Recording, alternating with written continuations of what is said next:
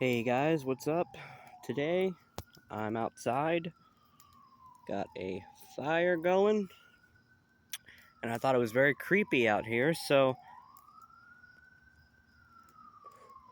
I thought it would be a good idea to do another one of those quick movie review. I think we're on episode 4, if I remember correctly. I'm trying to keep track, but eventually that's probably not going to be possible. Probably not. I don't know. Um, Today I thought I would talk about um, The Devil's Rejects, directed by Rob Zombie in 2005. When this movie came out, I was 3. I would have been about 3, and I don't remember watching it when it came out. However, I do remember being really young and jumping on my bed, jumping up and down on my bed, and singing the theme for House of a Thousand Corpses. And I know you're probably thinking, what in the hell is wrong with you? Are you a serial killer? No, I'm not a serial killer, but yeah, looking back on it now, it's pretty funny that I was doing that. I really shouldn't have been watching that movie so young, but well, what can you do? Uh, Sometimes you get exposed to really messed up films when you're young. Um, it seems like a lot of parents don't let their kids watch certain things, and I didn't really have a filter growing up. I was allowed to watch pretty much whatever I wanted to an extent. Um, there were some things my mom didn't want me watching, of course, but I found a way to watch things anyway. I did watch a lot of kids movies, um, and stuff like that when I was young, but I also did watch my fair share of some of the most horrific horror movies out there. And this was one of them, um, later on, that I watched. I think I watched it for the first time about 8 years back, if I remember correctly, and I remember absolutely loving it.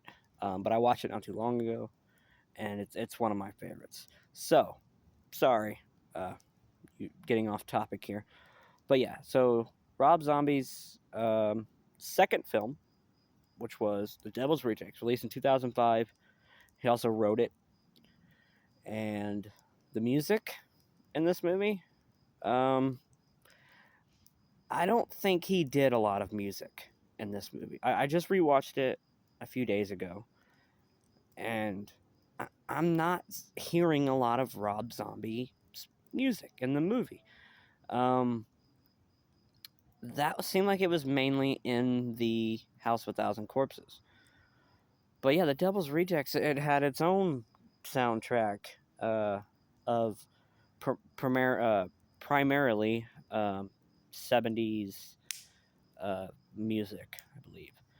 Well, because the movie took place in the 70s. It takes place not long after the events of the first House of a Thousand Corpses film. And we follow the Firefly family, and they're going out and they're looking for I can't see, so I'm turning on the flashlight.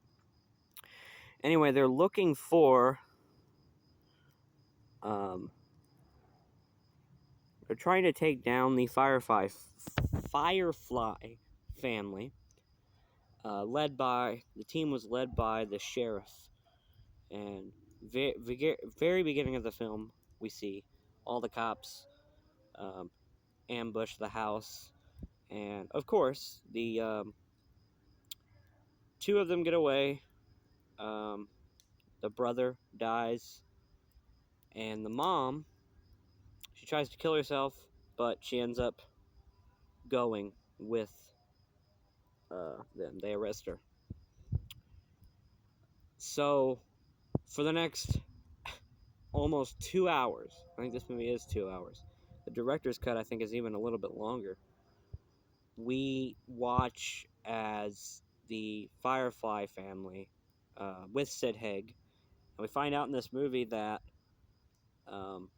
Sid Haig's character, Captain Spaulding's, is actually the father of Baby, played by Sheri Moon Zombie. And they go together, and actually, I'm going to be honest, out of everybody in the movie, Sid Haig's character, Captain Spaulding's, is probably the least fucked up character out of any of them. Because in this movie, he doesn't kill anybody. He kills no one. And Sheri Moon Zombie and Otis Driftwood are fucking killing people like crazy throughout this movie. There's a scene where there's a whole section of this movie where they kill off all of these, terrorize, torture, and kill all of these people in a hotel room. And it is fucked up. I'm not even going to go into detail about what happens because it is just fucked up. It's crazy. So that happens. Captain Spaulding's brother, I don't know if he's his real brother, but he calls him brother, Charlie. He says that Sid Haig, Captain Spaulding says it's the safest place to go. So they all go out there and they party and go crazy. But Charlie turns on Sid Haig and the rest of the Firefly family. And the sheriff ends up kidnapping them all, taking them to the house, and killing and torturing them in the house. And yeah, it was pretty awesome. There's also a very disturbing scene that is, well, it's not really disturbing, it's actually kind of funny, but it's also fucked up too. And and the scene is where where they go and they get trying to get some chickens so that way the Captain Spaulding's can cook chicken or something. And the guy that they're going to get the chickens from is talking about chicken fucking. And it is like I said, it's kind of funny, also pretty disgusting. But every time I start to wonder why did you throw that in there, Rob Zombie? It's just a little weird. So the movie ends with by the way, I didn't touch over everything because this is supposed to be a quick review and it's already going 8 minutes. So the sheriff ended up killing Mama, who was actually recast. I don't remember. It was a different actress from the first one, and they're both terrible characters. Not terrible characters, but I mean like both very fucked up. Like both versions. If I'm being honest, I think Mama was better played by whoever played her in the first movie, and House with a Thousand Corpses. But she has her moments here. She's not in the film for very long. She gets killed off about halfway through by the sheriff. And then at the end of the movie, they play... Rob Zombie decided to play the entire... I think it was most of Lynyrd Skynyrd's Freebird. Almost the whole song plays. And they're driving on this mountain road, and they stop. They're at a barricade. They pull out all their guns, and they shoot at the cops, and they all get riddled with bullets. And that was one of the criticisms about the next movie that I will be talking about at some point, which is Three from Hell. That it was almost... There's like a 98% chance of them surviving what happened at the end of The Devil's Rejects, and they end up surviving it anyway. So a lot of people found that unrealistic. Still, I really love this movie. I think I don't know if it's better than House with a Thousand Corpses. Or some people that say House with a Thousand Corpses is less of a movie and more of a music video. And it kind of feels like that because, well, Rob Zombie, he never directed anything before. Um, and so it kind of, other than music videos, it kind of came off like that, I think. But in a good way. I mean, House of Thousand Corpses has amazing music. Uh, Absolutely love that soundtrack. As I said at the beginning of the video, I was jumping up and down on my bed and singing it when I was younger. I was probably about 4 or 5, and yeah, I just, I still can't believe that. I remember that actually, but yeah, um, House of a Thousand Corpses, good movie. I mean, Devil's Rejects, good movie. I'm gonna give it a 5 out of 5. Um, and Three from Hell. When I get to talking about that, a lot of people were disappointed in it, but actually, I kind of like the movie. I mean, a lot of people, I don't know why they have problems with it. I mean, I guess there are a few criticisms, like what I just said about how they shouldn't be alive; they should be dead.